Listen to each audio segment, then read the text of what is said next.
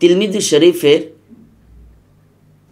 3593 নম্বর হাদিস দ্বারা প্রমাণিত যে জিকিরকে আল্লাহ সুবহানাহু ওয়া তাআলার প্রিয় জিকির বলে আখ্যায়িত করা হয়েছে।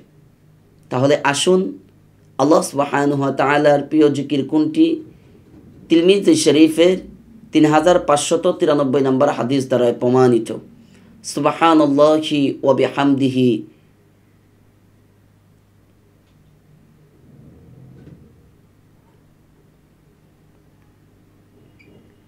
সুবহানা রব্বি ওয়া বিহামদিহি। আল্লাহ সুবহানাহু ওয়া তাআলা এই হাদিসের উপর আমল করার তৌফিক দান করুন।